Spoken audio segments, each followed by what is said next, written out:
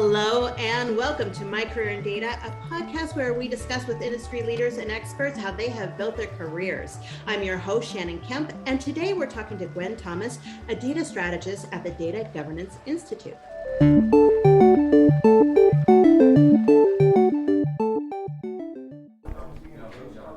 With a robust catalog of courses offered on demand and industry-leading live online sessions throughout the year, the Dataversity Training Center is your launchpad for career success. Browse the complete catalog at training.dataversity.net and use code DVTalks for 20% off your purchase. Hello and welcome. My name is Shannon Kemp, and I'm the Chief Digital Officer at Dataversity, and this is My Career in Data, a Dataversity Talks podcast dedicated to learning from those who have careers in data management, to understand how they got there, and to be talking with people who help make those careers a little bit easier. To keep up to date in the latest in data management education, go to dataversity.net/subscribe. Today, we are joined by Gwen Thomas, a data strategist at the Data Governance Institute. And normally, this is where a podcast host would read a short bio of the guest. But in this podcast, your bio is what we're here to talk about. Gwen, hello and welcome. Hello, my friends. We were just talking about how we met for the very first time at Enterprise Data World 2011 in Chicago. That was my first data conference with Dataversity, and you were one of the first people I met. I'm so honored. It's been such a joy to chat with you over all these years, and I'm so excited to talk about how things have changed and evolved over those years too. But hello, I'm so excited for you to be here. Hello. And I so enjoyed our discussion about now how far back did we meet? And it was mostly a recital of conferences and industry events, because frankly, the evolution of those events paralleled the evolution of my career. To all listeners, you can read books, you can read online, you can learn on the job, but there is absolutely nothing that compares to not only the classroom experience in conferences, but the conference within the conference, the hallway talk, the discussions with those who have been there. So I know you're not going to plug Dataversity or events, but consider that my plug for you, because that's what a career to me has looked like, learning from experts along the way.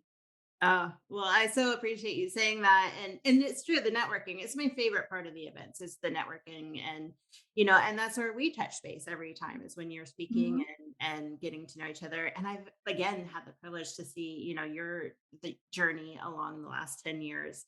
So let's get into it. So okay. Today, you are a data strategist at the Data Governance Institute. So tell me about the Data Governance Institute.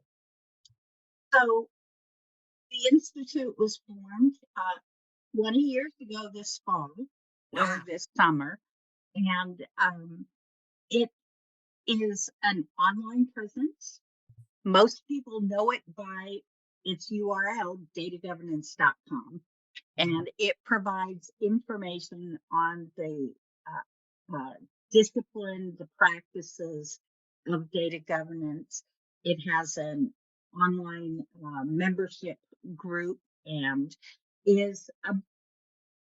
we have heard from people at conference, from people who write into us, that over the past 20 years, our teachings and our trainings have influenced data governance programs all around the world. So it's the Institute kind of defies explanation on my part. Oh, I love that. Because, and that's part, we mentioned the networking, and that's part of what I love so much about this community, is there's so many people willing to help each other out. Sure. So, and what many people don't know is you founded the Data Governance Institute. So What prompted you to do that? And what is your role in the company now? Okay, so I'm going to answer that backwards. Okay. I've just rejoined the company as an analyst, and I have been um, updating some content and providing some online training on how to use the DGI's framework Mhm. to, as you either create a program or join the program. The 10 years before that, I left the Institute in others' capable hands while I spent 10 years with the World Bank Group.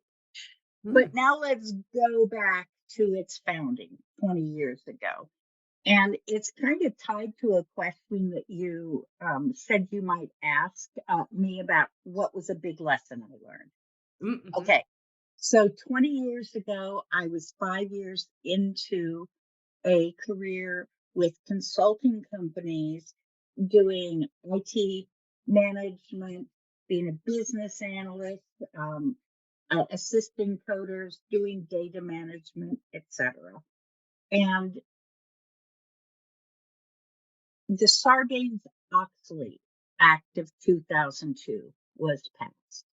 And this act in the US made it illegal for a CEO or a CFO to post incorrect financial reports about their company.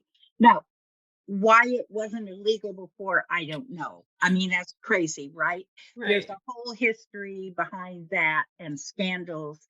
But the result was the whole whole IT industry and mostly the accounting industry was just revolutionized. There were all of these efforts that had to be undertaken to ensure that your data was controlled against um, all the things that can go wrong with data.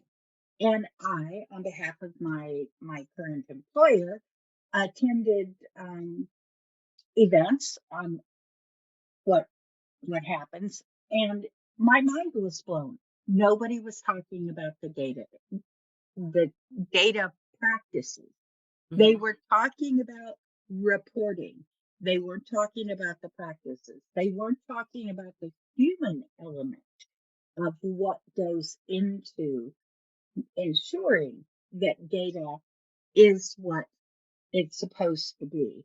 And so the lesson that I had sitting there in this room full of the big four accounting firms is wait a minute, data management is about data and technology. The thing they're not talking about, data governance, that's about people. That Mm. is about people, and you cannot be successful here if you're not addressing the people, the the ones who get together within a group and decide which other groups have powers to make decisions. The Mhm. people who actually make those decisions. And what happens if the right people aren't in the room, which was the scenario I was in at that moment? What happens if the right people aren't making assignments about the right work that needs to be applied to the data, so the right controls are put in place so that the data itself can be shaped and curated and structured so it actually meets your needs. So sitting in this crappy little conference room in a hotel in Texas, I said, wait a minute, publishing governs its data. I've done a stint in publishing. Teaching administration has to organize all this content. There's nothing new there. Marketing knows how to organize content. Here, these guys are talking about structured data. But please, where is the discipline? Where is the expertise about organizing managing, making decisions about the content in these enterprise systems. So I went home from Texas to Florida, did my research, found nothing. As a matter of fact, a Google search for the term data governance showed 52 hits total, and 39 of them were IBM because they'd formed a little committee. So I said, folks, this is going to be the birth of an industry. And I bought datagovernance.com, and I told my boss in 6 months I'm leaving this gin joint. And that's how it got started. Of course, there were a few other people around the globe and in the US having similar thoughts. And we all ended up at those first conferences about this topic. Oh, that's so amazing. You were so forward thinking. And I am, and I want to come back to data governance in a bit. Mhm. But because I think that you and I could talk about that for hours. We could probably do. We have in the past. Yes. But I wanted to drill in on the point where you talked about and you mentioned that data governance is about people. Yes, It it is.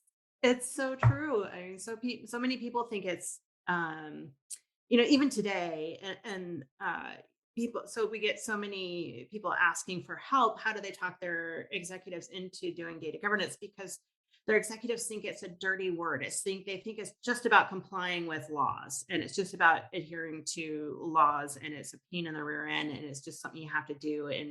But it's about the people, and it's about so much more than adhering to the legal standards. And so I would say what I've been saying for the last 20 years. If Yeah. governance is a word in your organization, use a different one. Yeah. Use a different word. The Mhm. work is the same. Likewise for compliance. I recently coached a company that did not want to use the word compliance at all. So I said, Mhm. fine, commitments. What commitments has your organization made? Mhm. What that your leaders have made through the industry, through their customers, through the board. Mhm. How are you going to help them meet those commitments? Totally new spin on things, right? Yeah. Oh, Yeah. can you tell I did a little stint as an English teacher? Well, we'll get to that for sure. Well, so what's the most creative you think rewording of that you've seen? Oh boy. I'm flubbing here. That's I okay. I I know I threw you a one for a loop. no, yeah, hold on. I'm gonna think. Well, there is here's my answer. Yeah. So before there was a field called human factors that Uh-huh. focuses on user interfaces, Uh-huh. I knew a company that used that term, human factors, to Ah. bring the human approach to the business of the business. And this human factors team, what consisted of what I would call family counselors, and they called facilitators and negotiators and all of these uh, human resources terms. And they would cycle through the organization with the goal of working with leadership in different programs to understand how human nature and management training go into optimizing um, an organization. Sure. So, Wow, I love that. what's the difference between those disciplines and the people side of data governance? Not a whole lot. Although they would probably had an extra zero at the end of their paychecks. As it goes. Oh, that's funny. All right, well, let's back it up here and let's get into Okay. some of your bio. So, when you were just, maybe 5, 6 years old, was this the dream? You're like, "Oh, I'm gonna grow up and I'm gonna start a data governance institute and be a data strategist for them." Sweetheart, I didn't see a computer until I was in my teenage years. So, of course not. I did want to be a librarian. Mm, And of course, there's a big aspect of this. sure. My father was a psychologist, so maybe that came into play. My Mhm. mother was a writer, so maybe that came into play. But no, I could not have envisioned 2000, the year 2000, much less 2023. Just Right. like the people listening now really cannot envision what the world technology and information wise is going to be like 20, 30 years from now. They can, however, know what they love to do and find a way to discover paths in which they can hopefully be happy doing what they do, regardless of how the world has changed around them. Yeah, I love that. So tell me about the journey. So what did you start studying and what did you as you got into high school and what evolved as your passion? So I, like many other people, became very passionate about something I was not skilled at. Hmm. I was a musician. I wanted to be a composer more than anything, a conductor.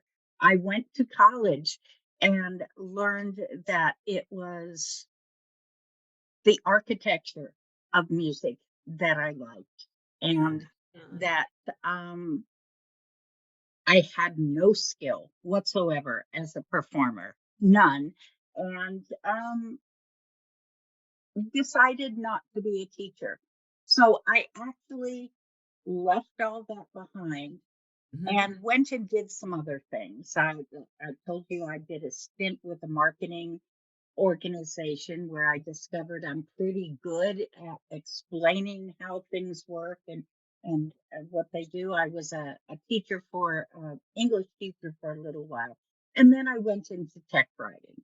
It was only when I had an assignment working with a data person who was trying to um, pull reports out of a database that had no documentation. They had no understanding of how the data was structured. That I said, here, maybe this will help. I pulled out a piece of paper and I started creating on paper what I was later told was a data model.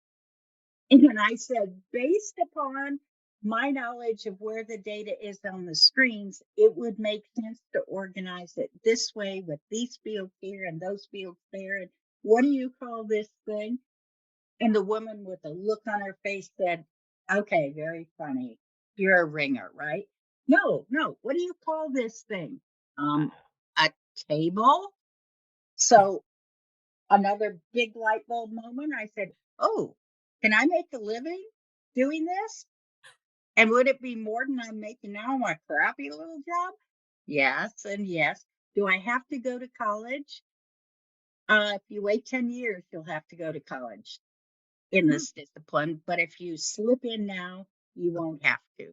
So uh, mu- now when I look at data flowing through systems, now remember, it's everything's invisible that we do right. Everything is invisible. The data is invisible, the processes, the systems, the flow. But Right. I'm right back in music school where I'm focusing on a melody and I'm watching that single note flow through the orchestra across the different pieces of the music. And I found my home. Oh, I love that story. I didn't know that you majored in music and that's the architecture of it. You're right. I mean, it's so relatable and so translatable. Um, Mhm. and how so So so then how did you start learning? So you've created a table just by accident. Like, so how did you start focusing on that and developing that as a career? What was your next step? So at the time, I was working in a bank. Uh-huh. Uh, and I looked for a job where I could be paid as a lowly tech writer, but in a software development environment. Mhm. And then I was surrounded with people to learn from. And it Mm. would be convenient to say, okay, so where do I go to learn about this little piece? And where do I go to learn about this little piece?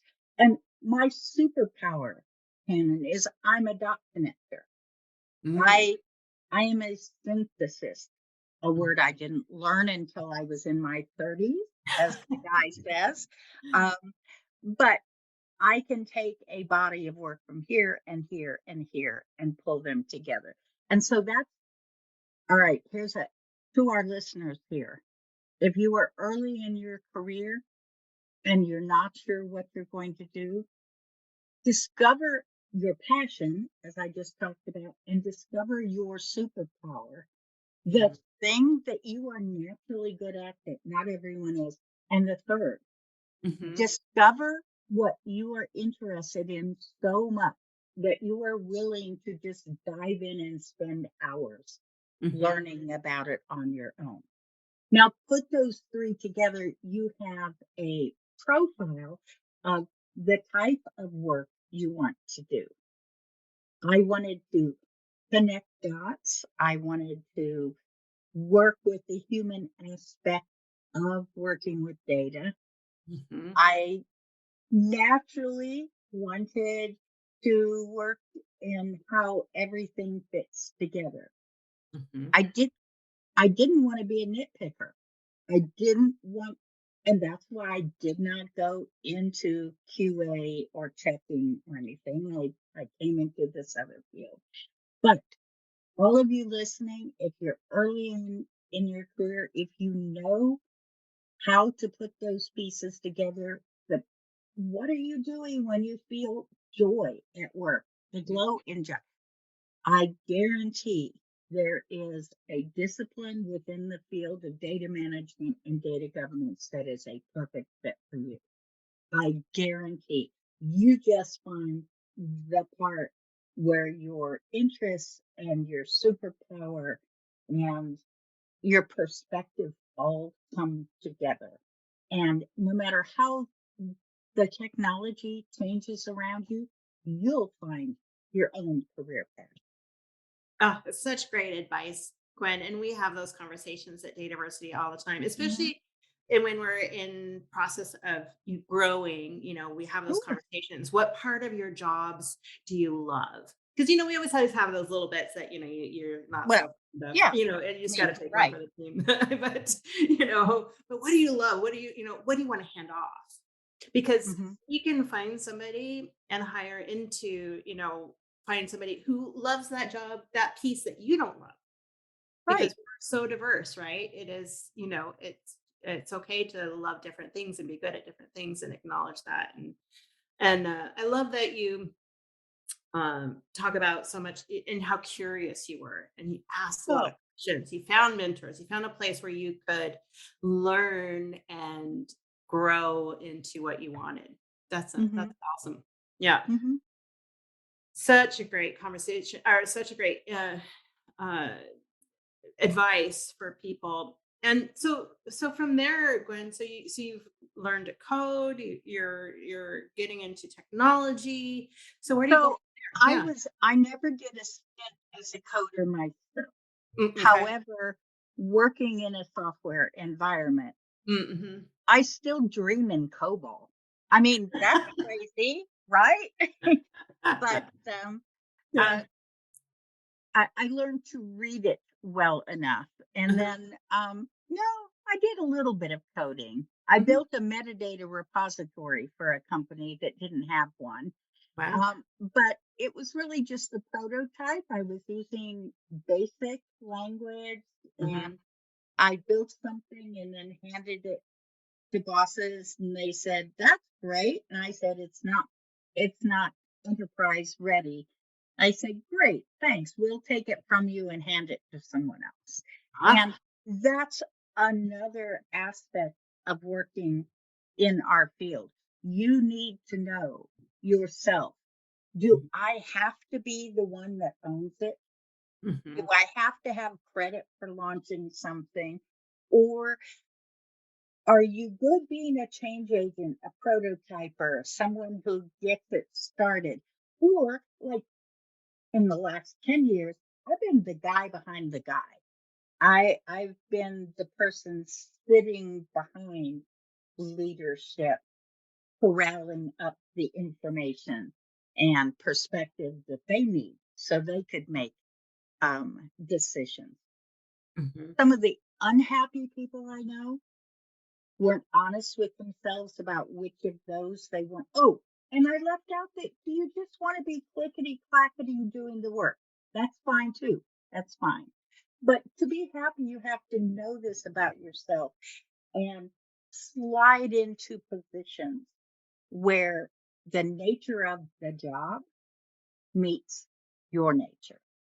And again, there's room for everything in data management. It is a microcosm of the whole friggin' world.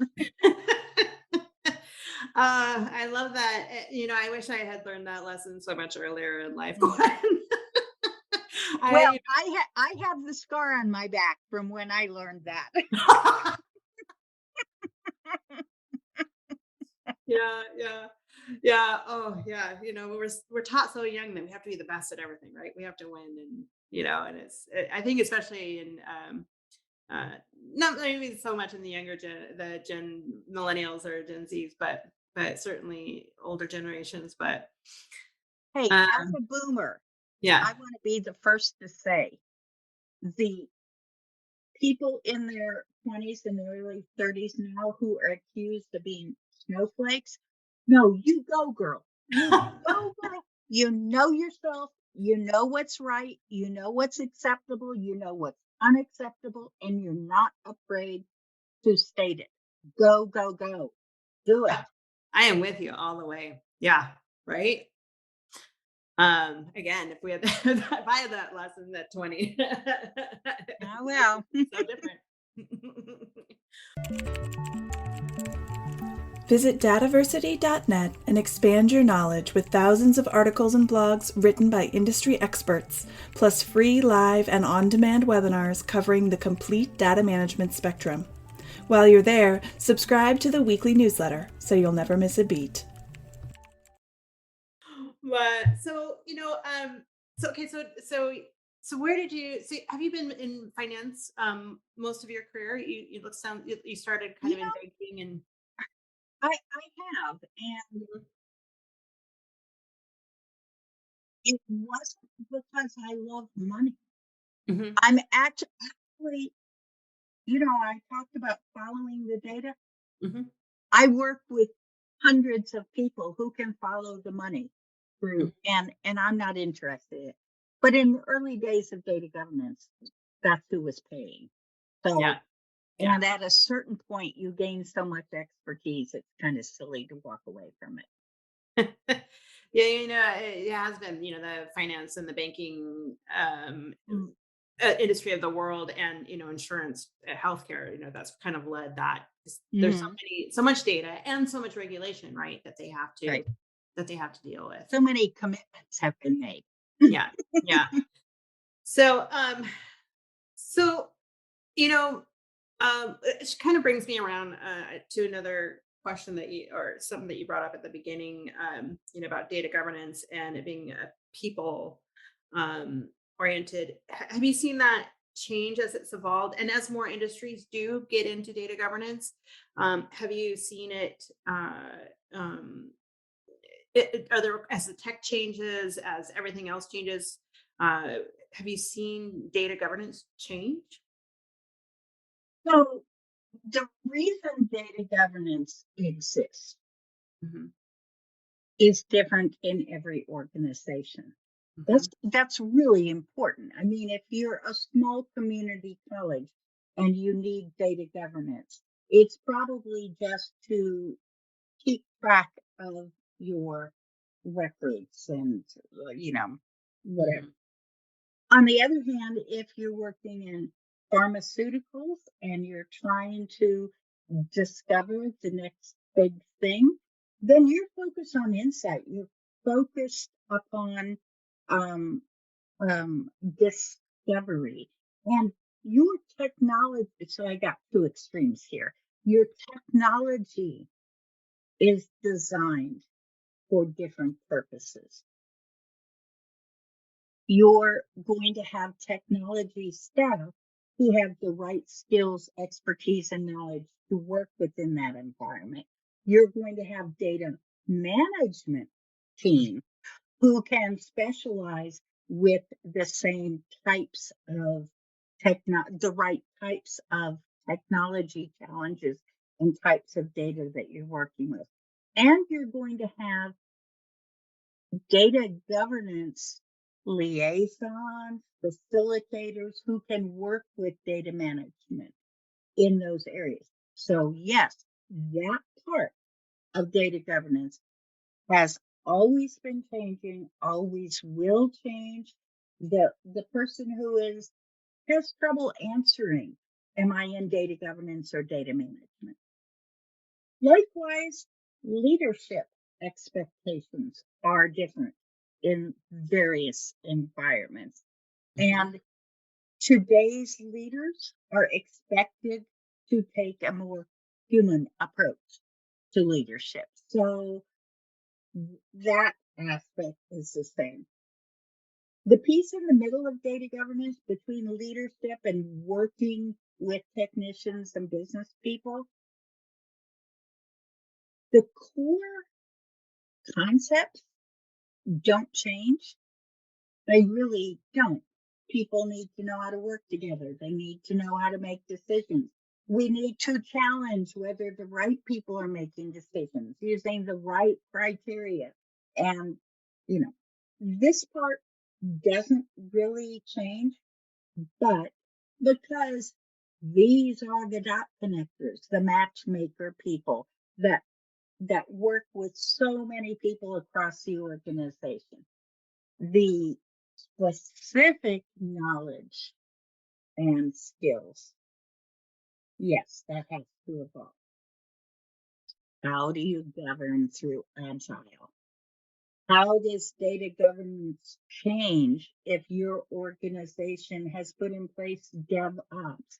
How is data governance changing if now you have noticed that, just like with Sarbanes-Oxley, the right people aren't in the room, and suddenly security thinks that access is being handled by the business, and business thinks access is being handled by security.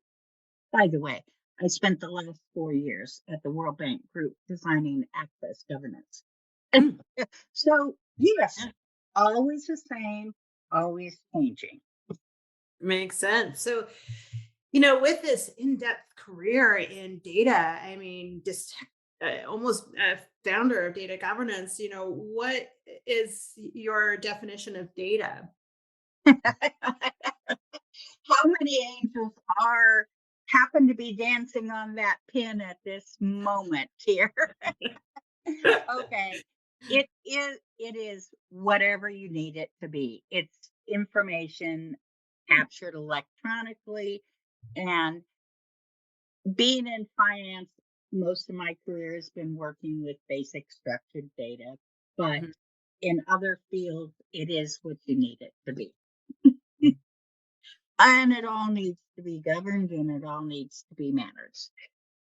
Yeah. Yeah, it's very, very true. So, and do you see the importance of data management and the number of jobs working with data increasing or decreasing over the next 10 years, and why? Ah, very interesting. Um, Always important. Mhm. The more successful we are in our work to standardize and mechanized, the more of our work goes into tools, Mhm.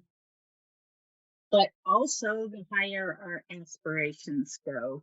So my belief is the jobs will always be there. The focus, the expertise, the specialties will change. And some of them may no longer be called data Mhm. management.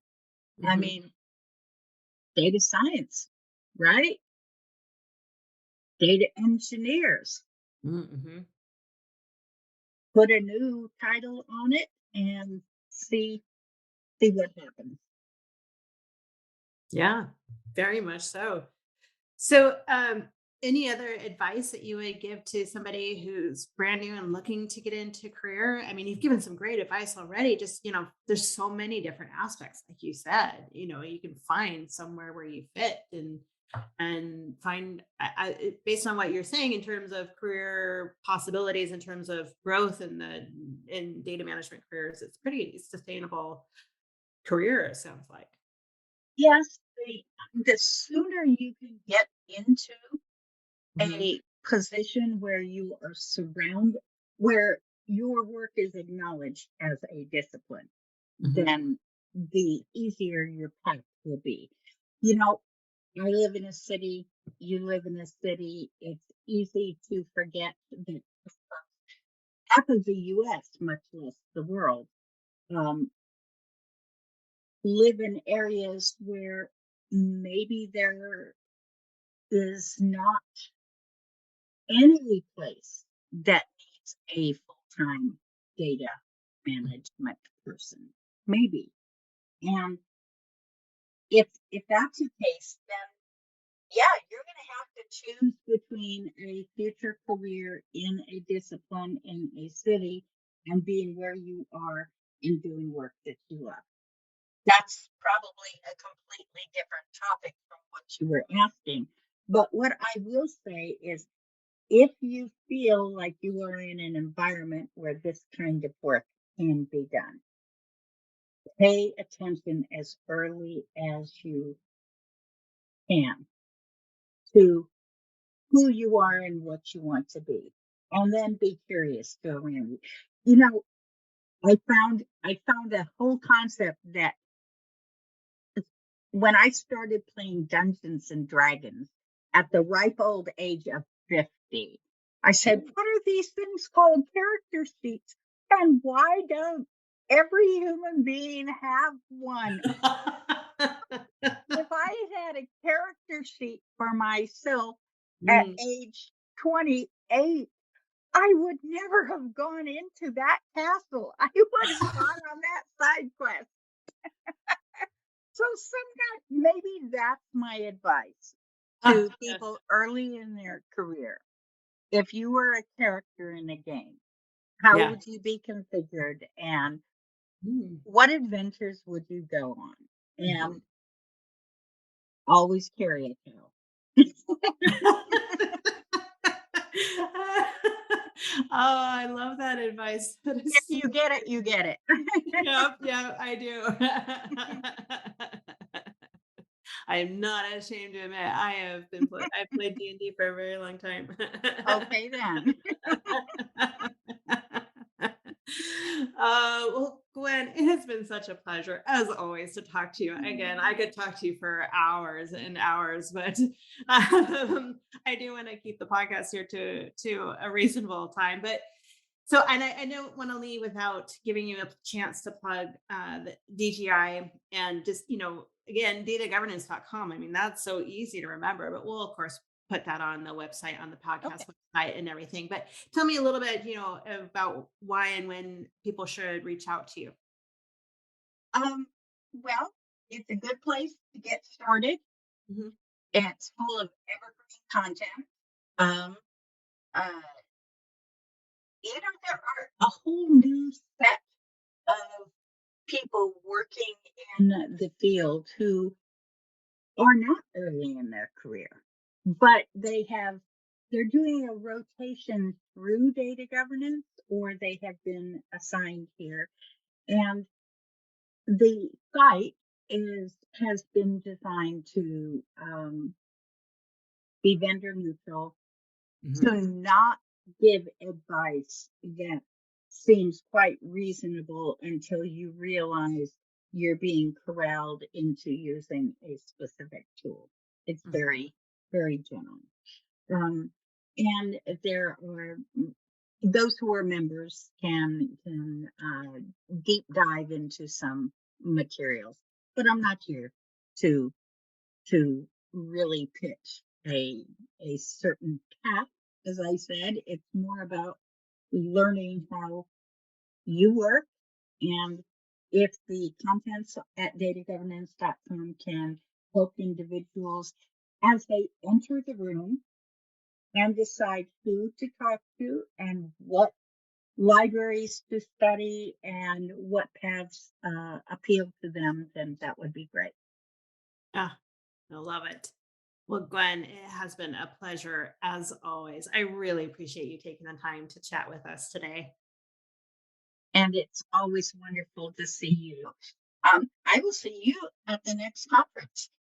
Yes, I'm so excited. EDW is in person again, and Mm, I'm so excited. I can't wait to see the crew, and see everybody. So, all but right. even though we've seen each other at the last couple of data governance conferences. I still live in Washington, so when you come for the December one there, let me show you some local haunts. Oh, I would love that, Gwen. I would love that a lot. So I will take you up on Yeah. that. Everyone, I hope you enjoy this conversation as much as my friend and I have. And if any of this helps you find a path, then I'm a happy person. Oh, Gwen, thank you. Oh, that's amazing. Thank you. All And, right. and thanks to all the people who are listening. And if you'd like to keep up with the latest in data management and education, you may go to dataversity.net/subscribe. Until next time, and stay curious, people. Thank you for listening to Dataversity Talks, a podcast brought to you by Dataversity. Subscribe to our newsletter for podcast updates and information about our free educational webinars at dataversity.net/subscribe.